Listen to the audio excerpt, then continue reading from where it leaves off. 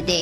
ನಿಮ್ಮ ಲವ್ ಲೈಫಿನ ವಿಚಾರವಾಗಿ ಬಹಳ ಕೇರಿಂಗ್ ಅನ್ನ ಮಾಡ್ತಾ ಇರುವಂತಹದ್ದು, ಅದ್ರ ಬಗ್ಗೆನೇ ನೀವು ಯೋಚನೆಯನ್ನ ಮಾಡ್ತಾ ಇರುವಂತಹದ್ದು, ಒಂದು ಸ್ಟೇಬಲ್ ರಿಲೇಶನ್ಶಿಪ್ ಅನ್ನ ಉಳಿಸ್ಕೋಬೇಕು ಅನ್ನುವಂತಹ ಆಲೋಚನೆಯನ್ನ ಮಾಡ್ತಾ ಇರುವಂತಹದ್ದು ರೆಪ್ರೆಸೆಂಟ್ ಆಗ್ತಾ ಇದೆ. ಪಾಸ್ಟಿನ ಬಗ್ಗೆ ಹೇಳೋದಾದ್ರೆ ಎಲ್ಲವೂ ಚೆನ್ನಾಗಿಯೇ ಇತ್ತು. ಫುಲ್ ಕಾರ್ಡ್ ರೆಪ್ರೆಸೆಂಟ್ ಆಗ್ತಾ ಇದೆ ಅಂದ್ರೆ ಜಾಯ್ಫುಲ್ ಆಗಿತ್ತು, ಚೆನ್ನಾಗೇ ಮಾತಾಡ್ತಾ ಇದ್ರಿ, ಖುಷಿಯಾಗಿದ್ರಿ, ಖುಷಿಯಾಗಿ ಓಡಾಡೋದು ಎಲ್ಲವನ್ನ ಕೂಡ ನೀವು ಮಾಡಿರುವಂತಹದ್ದು ರೆಪ್ರೆಸೆಂಟ್ ಆಗ್ತಾ ಇದೆ. ಆದ್ರೆ ನೀವು ಯಾವಾಗ ಸೀರಿಯಸ್ ಆಗಿ ಕಮಿಟ್ಮೆಂಟ್ ಅನ್ನ ಕೇಳೋದಕ್ಕೆ ಶುರು ಮಾಡ್ತಿರೋ, ಅಥವಾ ನೀವ್ ಯಾವಾಗ ಸ್ವಲ್ಪ ಚೇಂಜಸ್ ಗಳನ್ನ ಮಾಡ್ಕೋ ಅಂತ ಹೇಳೋದಕ್ಕೆ ಶುರು ಮಾಡ್ತಿರೋ, ಅಥವಾ ನೀವು ಸ್ಪಷ್ಟವಾಗಿ ನಿಮ್ಮ ಲವ್ ಲೈಫಿನ ವಿಚಾರವಾಗಿ ಹೀಗೆ ಇರ್ಬೇಕು ಅಂತ ಯಾವಾಗ ಒಂದು ಗಡಿಗಳನ್ನ ಹಾಕೋಕೆ ಶುರು ಮಾಡ್ತಿರೋ, ಆಗ ನಿಮ್ಮ ಲವ್ ಲೈಫಿನ ವಿಚಾರದಲ್ಲಿ ಫೀಲಿಂಗ್ಗಳು ಲೆಫ್ಟ್ ಔಟ್ ಆಗುವಂತ ಸಾಧ್ಯತೆಗಳು ಇದ್ದಿರುವಂತಹದ್ದು ನಿಮ್ಮ ಪಾಸ್ಟಿನಲ್ಲಿ ರೆಪ್ರೆಸೆಂಟ್ ಆಗ್ತದೆ. ನೀವೇನಾದ್ರೂ ಹಾಗಿರ್ಬೇಕು ಹೀಗಿರ್ಬೇಕು ಅಂತ ಏನಾದ್ರೂ ನೀವು ಅವ್ರಿಗೆ ಹೇಳಿದ್ರೆ ಅವರು ನಿಮ್ಮಿಂದ ಸ್ವಲ್ಪ ಸ್ವಲ್ಪ ದೂರ ಹೋಗಿರುವಂತಹದ್ದು ರೆಪ್ರೆಸೆಂಟ್ ಆಗ್ತಾ ಇದೆ. ಯಾಕಂದ್ರೆ ನೀವು ಖುಷಿಯಾಗಿರ್ಬೇಕು, ಸಂತೋಷವಾಗಿರ್ಬೇಕು ಅಷ್ಟನ್ನ ಮಾತ್ರನೇ ಅವರು ಎಕ್ಸ್ಪೆಕ್ಟ್ ಅನ್ನ ಮಾಡುವಂತಹದ್ದು. ಈಗ ಸದ್ಯದ ಮಟ್ಟಿಗೆ ಅವರು ನಿಮ್ಗೆ ಯಾವುದೇ ರೀತಿಯ ಸೀರಿಯಸ್ ಕಮಿಟ್ಮೆಂಟ್ಗೆ ಒಳಗಾಗುವಂತ ಸಾಧ್ಯತೆಗಳು ಯಾವುದು ಇದ್ದಿರೋ ಮಟ್ಟಿಗೆ ನಿಮ್ಮ ಪಾಸ್ಟ್ ನಲ್ಲಿ ರೆಪ್ರೆಸೆಂಟ್ ಆಗ್ತಾ ಇಲ್ಲ. ಈ ಪರ್ಸನ್ ಏನು ಈ 4 ಕಾರ್ಡ್ ಬಂದಿದೆಯೋ, ಈ ಪರ್ಸನ್ ಸೀರಿಯಸ್ ಕಮಿಟ್ಮೆಂಟ್ ಗೆ ಸಿಗುವಂತಹ ಸಾಧ್ಯತೆಗಳು ಇದ್ದಿರೋ ಮಟ್ಟಿಗೆ ನಿಮ್ಮ ಪಾಸ್ಟ್ ನಲ್ಲಿ ಕಾಣಿಸ್ತಾ ಇಲ್ಲ. ಆಗ ಅವರಿಗೆ ಫೀಲಿಂಗ್ ಲೆಫ್ಟ್ ಔಟ್ ಆಗಿರುವಂತಹದ್ದು, ಅವರು ಸ್ವಲ್ಪ ಸ್ವಲ್ಪ ಚೇಂಜ್ ಆಗಿ ನಿಮ್ಮಿಂದ ದೂರ ಹೋಗಿರುವಂತಹದ್ದು ಈ ಕಾರ್ಡಿನಲ್ಲಿ ರೆಪ್ರೆಸೆಂಟ್ ಆಗ್ತಾ ಇದೆ.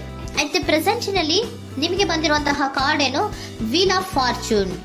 ಬದಲಾವಣೆಯ ಮಾರ್ಗವನ್ನ ನೀವು ಹಿಡಿಬೇಕು, ಅಂದ್ರೆ ಬದಲಾವಣೆ ಆಗ್ಬೇಕು. ನೀವು ಅವರು ಸೀರಿಯಸ್ ಕಮಿಟ್ಮೆಂಟ್ ಅನ್ನ ಕೇಳಿದಾಗ ಅವರು ನಿಮ್ಮಿಂದ ದೂರ ಹೋಗಿದ್ದಾರೆ ಅಂದ್ರೆ ನೀವೇನ್ ಮಾಡ್ಬೇಕು, ಅಟ್ ದ ಪ್ರೆಸೆಂಟ್ ನಲ್ಲಿ ಬದಲಾವಣೆಯ ಮಾರ್ಗವನ್ನ ಹಿಡಿಬೇಕು. ಬದಲಾವಣೆಯ ಮಾರ್ಗವನ್ನ ಮಾಡ್ಕೊಳ್ಳೋಕೆ ಹೋಗ್ತೀರಾ, ಆದ್ರೆ ನಿಮ್ ಕೈಯಲ್ಲಿ ಆಗ್ತಾ ಇಲ್ಲ. ಯಾಕಂದ್ರೆ ವೀಲ್ ಆಫ್ ಫಾರ್ಚೂನಿನ ಕ್ಲಾರಿಫಿಕೇಶನ್ ಕಾರ್ಡ್ ಬಂದಿರುವಂತಹದ್ದು ಯಾವುದು, ಡೆವಿಲ್ ಕಾರ್ಡ್ ರೆಪ್ರೆಸೆಂಟ್ ಆಗ್ತಾ ಇದೆ. ಡೆವಿಲ್ ಕಾರ್ಡ್ ಏನನ್ನ ರೆಪ್ರೆಸೆಂಟ್ ಮಾಡುತ್ತೆ, ಅಡಿಕ್ಷನ್ ಅನ್ನ ರೆಪ್ರೆಸೆಂಟ್ ಮಾಡುತ್ತೆ. ಯಾವಾಗ್ಲೂ ಅವರ ಬಗ್ಗೆನೇ ಯೋಚನೆ ಮಾಡ್ತಾ ಇರೋದು, ಅದ್ರ ಬಗ್ಗೆನೇ ಥಿಂಕ್ ಮಾಡ್ತಾ ಇರೋದು. ಸ್ವಲ್ಪ ಬದಲಾವಣೆ ಮಾಡ್ಕೊಳಕ್ ಹೋಗ್ತೀರಾ, ಮತ್ತೆ ಪುನಃ ವಾಪಸ್ ಹಿಂದಕ್ಕೆ ಬರ್ತೀರಾ, ಮತ್ತೆ ಆಲೋಚನೆಯನ್ನ ಮಾಡಕ್ಕೆ ಶುರು ಮಾಡ್ತೀರಾ. ಆ ಕಾರಣವಾಗಿಯೇ ನಿಮ್ಗೆ ನೋವುಗಳು ಆಗ್ತಾ ಇರುವಂತದ್ದು ಅಟ್ ಪ್ರೆಸೆಂಟಿನಲ್ಲೂ.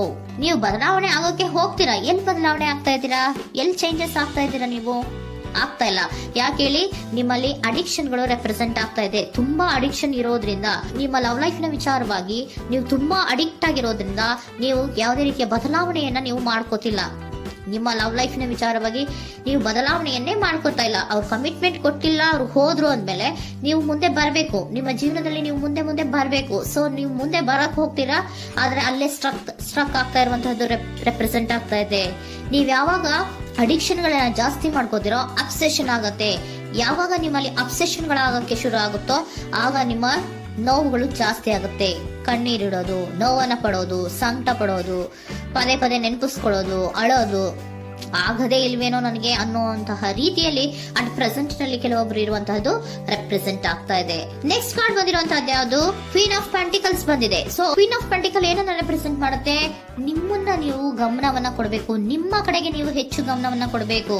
ಅವ್ರು ನಿಮ್ಗೆ ಸೀರಿಯಸ್ ಕಮಿಟ್ಮೆಂಟ್ ಕೊಡ್ಲಿಲ್ಲ, ಫೀಲಿಂಗ್ ಲೆಫ್ಟ್ ಔಟ್ ಆಯ್ತು, ಅವರು ದೂರ ಆಯ್ತು, ಹೋದ್ರು ಅಲ್ವಾ. ಸೊ ನೀವೇನ್ ಮಾಡ್ಬೇಕು, ನೀವು ನಿಮ್ ಕಡೆಗೆ ಗಮನವನ್ನ ಕೊಡಬೇಕು. ವೀಲ್ ಆಫ್ ಫಾರ್ಚೂನ್ ಅಂದ್ರೆ ಏನು, ನೀವು ಬದಲಾವಣೆಯ ಮಾರ್ಗವನ್ನ ಹಿಡಿಬೇಕು. ಬದಲಾವಣೆಯ ಮಾರ್ಗವನ್ನ ಮಾಡ್ಕೊಳ್ಳೋದಕ್ಕೆ ಹೋದ್ರೂ ಕೂಡ ಮತ್ತೆ ವಾಪಸ್ ಹಿಂದೆ ಬರೋದು, ಮತ್ತೆ ಅಡಿಕ್ಷನ್ ಆಗೋದು, ಮತ್ತೆ ನೆನಪಿಸ್ಕೊಳ್ಳುವಂತಹದ್ದು, ಮತ್ತೆ ನೋವನ್ನ ಪಡುವಂತಹದ್ದು ನಿಮ್ಮಲ್ಲಿ ರೆಪ್ರೆಸೆಂಟ್ ಆಗ್ತಾ ಇದೆ. ನೀವು ಈ ಅಡಿಕ್ಷನ್ ಗಳಿಂದ ನೀವು ಆಚೆ ಬರಬೇಕು ಅಂದ್ರೆ ನಿಮ್ಮನ್ನ ನೀವು ಬ್ಯುಸಿಯಾಗಿ ಇಟ್ಕೋಬೇಕು.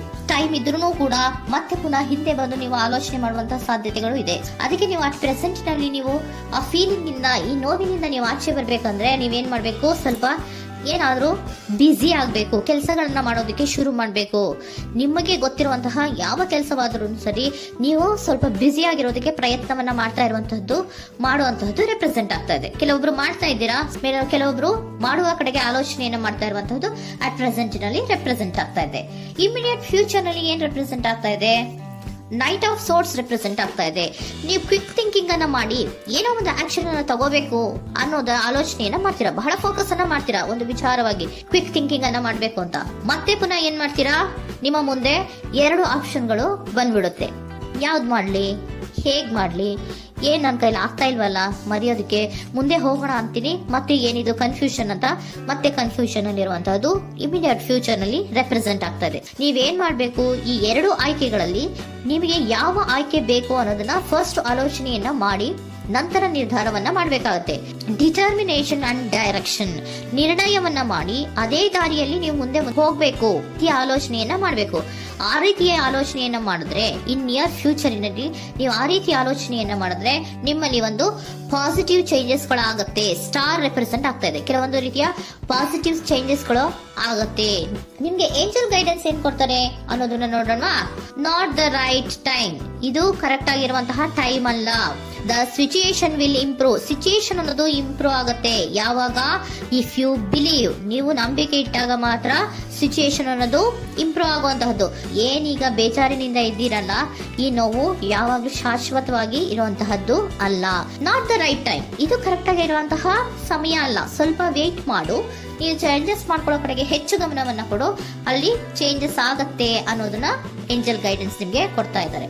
Surrender your full power. Your life is a calling for you to step into your full power rather than playing it small. ನೀವು ಧೈರ್ಯವಾಗಿ ಒಂದು ಹೆಜ್ಜೆಯನ್ನ ಮುಂದಕ್ಕೆ ಇಡಬೇಕು. ಸೊ ಮುಂದೆ ಹೋಗುವಂತಹ ಆಲೋಚನೆಯನ್ನ ಮಾಡಬೇಕು. ಪವರ್ ಇಂದ, ನಿಮ್ಮಲ್ಲಿರುವಂತಹ ಪವರ್ ಅನ್ನ ಯೂಸ್ ಮಾಡ್ಕೊಳ್ಳಿ. ಯಾಕೆ ನನ್ನಲ್ಲಿ ಏನಿಲ್ಲ, ನನ್ನ ಕೈಲಿ ಏನೂ ಆಗಲ್ಲ ಅಂತ ಯಾಕೆ ಕೂತಿದ್ದೀರಾ? ನೀವು ಏನ್ ಮಾಡ್ಬೇಕು, ಬಹಳ ಧೈರ್ಯದಿಂದ ಮುಂದಕ್ಕೆ ಹೋಗಿ ಅನ್ನೋದನ್ನ ನಿಮ್ಗೆ ಸರೆಂಡರ್ ಕಾರ್ಡ್ಗಳು